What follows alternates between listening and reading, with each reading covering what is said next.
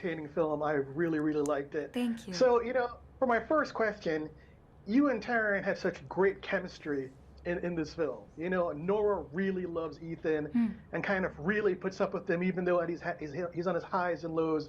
So talk about, working with Taron and getting that chemistry. Did you guys have a lot of time to rehearse? Did you hang out? How'd that happen?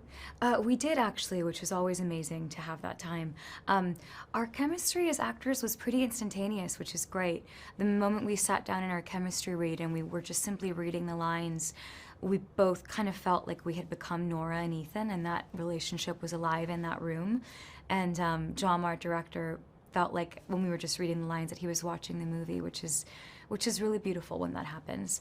And we did get to prep in New Orleans together quite a bit because the love story was so much so the heart of the film. It was like the heartbeat of this film, and we wanted to make sure that was properly told, this story, and kind of explore where they came from, how they met, how long they've been together, kind of the story of Nora and Ethan up until, we find them in the beginning of this movie and all of the madness begins.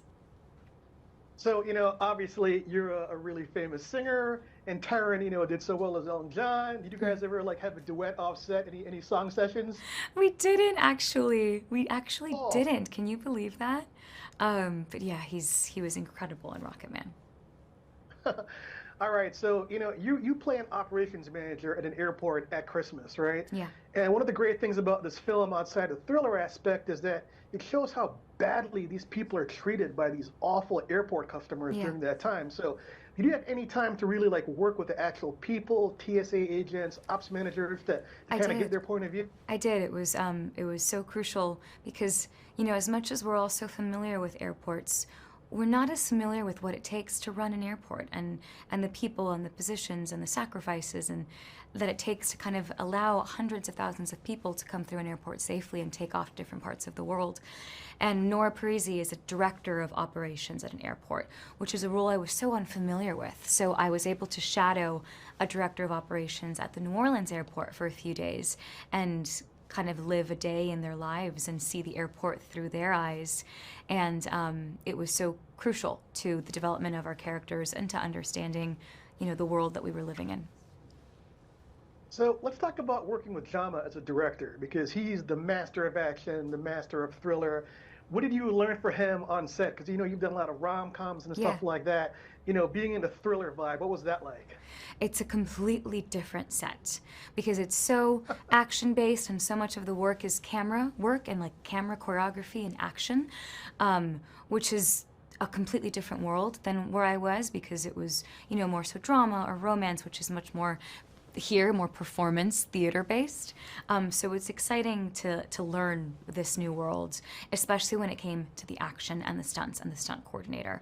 I hadn't seen the extraordinary amount of detail that goes into watching all those stunts that we see on scene is remarkable, the work of stunt coordinators and stunt artists, because you get to actually see like these stuntmen choreograph each and every single moment, the camera work, everything, and you get to see it and memorize it and learn it and watch it come. The whole process is extraordinary, and I think the stunts in this movie are spectacular. They're so exciting to watch. So that was also very cool to kind of be a part of. All right, so I'm looking through your bio, and you've done 4 Netflix films, including this film together. It says you have a film called The Life Lift and My Oxford Year coming out. So what is it about working for Netflix that makes it such a great company? It's been a really beautiful journey working together, and we first started working together on my first film with them called Feel the Beat, and then Purple Hearts kind of, I think, really solidified that relationship and wanting to continue making art together. And these 2 films that are coming out next year, I filmed this year and had such a beautiful time filming them, and I so value my relationship with Netflix. They really value me not only as an artist, but as a producer and as a decision maker, and that's really exciting. And, Netflix is in the homes of millions and millions and countless of millions of people around the world. It reaches every corner of the world, so it's such a privilege to be able to make art that can reach so many people, cultures, languages. It's beautiful.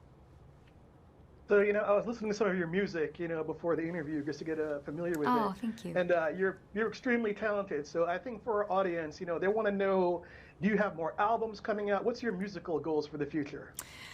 This year, I accomplished one of my greatest musical dreams, and that was singing with Andrea Bocelli. And we've been releasing music together this year. We just released White Christmas last week, and I'll be performing with him in December in Madison Square Garden, which is beyond a dream come true. Yeah, like just absolutely surreal. So that has been extraordinary, and continuing to do music that excites me and fills my soul is what the future holds. Wow, that's really extraordinary. Thank you so much. Good luck in your Thank you, sir. performance. Happy holidays.